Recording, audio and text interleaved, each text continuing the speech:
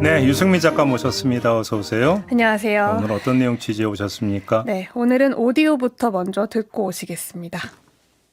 알아듣지도 못하는 AI 사람 가지고 무슨 장난하는 것도 아니고 지금 이게 뭐 하는 짓입니까 지금? 네, 알겠습니다. 네 하고 몇 번을 얘기해도 못 알아듣는데 3분 기다리고 5분 기다리고 이게 뭐 하는 짓이에요 지금? 인간 데리고 장난하는 거예요? 아니면 AI 테스트 연구하는 거예요? 뭐 하는 거예요 지금? 네, 지금 방금 들으신 음성이 실제 교통사고가 발생해서 접수를 하는 그런 통화 내용인데요. 네. 이 사고 상황을 설명을 해도 AI와 소통이 되지 않다가 한참 지나서야 상담사와 연결이 된 그런 그럼 상황입니다. 이건 이제 사람인 상담사한테 항의하는 내용이에요? 네, 그렇습니다. 그러니까 최근 사실 이런 상황에서 상담사가 할 수 있는 말은 죄송합니다, 고객님, 개선 요청하겠습니다가 전부인 건데요. 네. 그래서 최근에 그 한국노총 중앙연구원에서 실태 조사를 한 게 있습니다.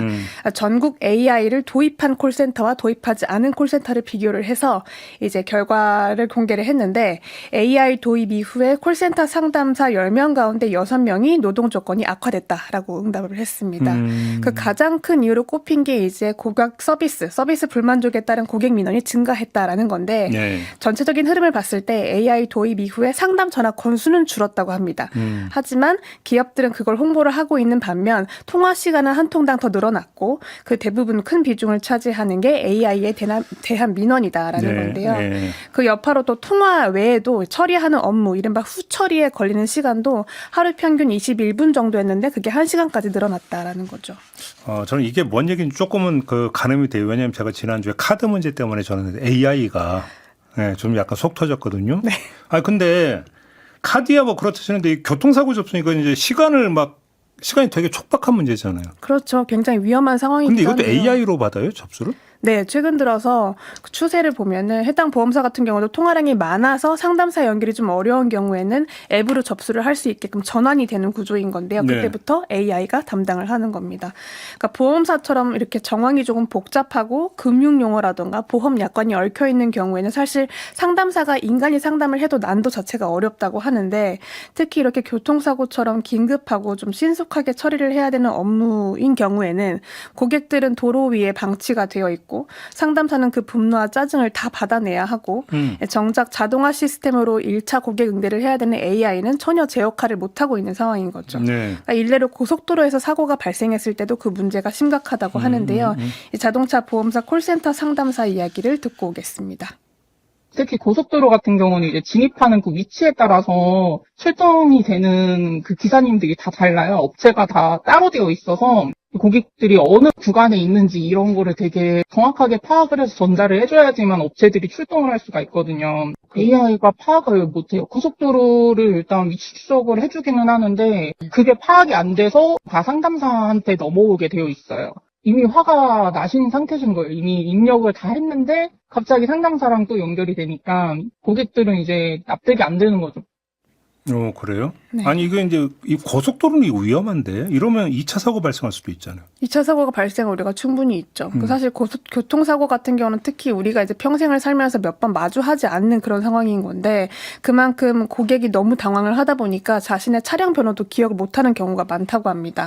그게 사실 차에서 내려서 확인을 하면 되는데 그조차도 생각하지 못할 만큼 극도의 긴장 상태라는 거죠. 그러니까 사고 접수나 출동 문제도 중요하지만 그만큼 당황해 있는 고객을 좀 잘 달래서 비상등을 켜고 트렁크를 열고 안전한 곳으로 우선 대피를 하시라라고 안내를 하는 것도 상담사의 역할인 거죠. 네. 한번 들어보겠습니다.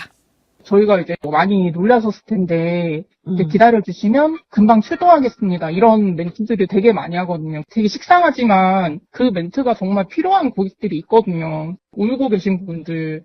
그런 멘트 하나도 진짜 안심이 되고 사실 기계가 많이 놀라셨겠습니다. 이 말 하면은 걔는 놀람이 뭔지도 모르고 고객이 우는 거에 대한 그 감정이 뭔지도 모르고 운전하다가 사고가 나서 차량이 이렇게 날아가서 나무에 이렇게 걸쳐져 있다 이런 전화를 받은 적도 있었어요. 본인이 이제 거꾸로 이렇게 매달려 있는데 차량 번호 맞으시면 1번, 틀리시면 2번 이걸 하고 있을 수가 없잖아요, 사실. 위로와 공감이 필요할 때도 있는데. 그렇죠. 이게 AI가 어떻게 하느냐 이 문제네요. 가장 중요하죠. 고객한테는 그게 와닿지도 않을 거고요. 사실 우리가 뭐 효율성을 높이겠다라고 도입한 AI이긴 한데 그 편리함의 이면에는 이제 누군가 모든 문제를 다 살피고 정리를 하는 후처리 작업을 항상 하고 있다라는 점도 있고 거기에 이제 아무리 편하고 쉬운 시스템이 구축된다고 해도 결국은 아까처럼 사람이 개입을 해야 하는 영역은 분명히 존재한다라는 겁니다. 그러니까 AI 도입 이후에 이제 금융사, 통신사, 보험사 할 거 없이 콜센터 인력을 감축한다라는 얘기도 이제 수년 전부터 나오고 있는데 과연 이렇게 숫자가 모든 걸 다 책임질 수 있을까, 대체할 수 있을까라는 의문은 여전히 남는 거죠.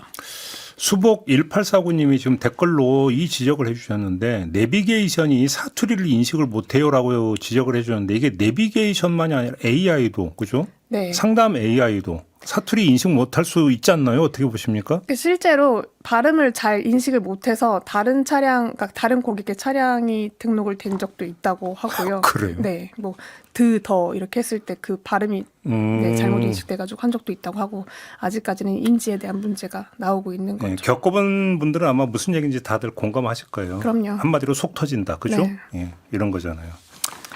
AI도 좋지만 좀 아닌 건 또 아니다. 이 말씀을 드리겠습니다. 수고하셨어요. 유승민 작가였습니다. 고맙습니다.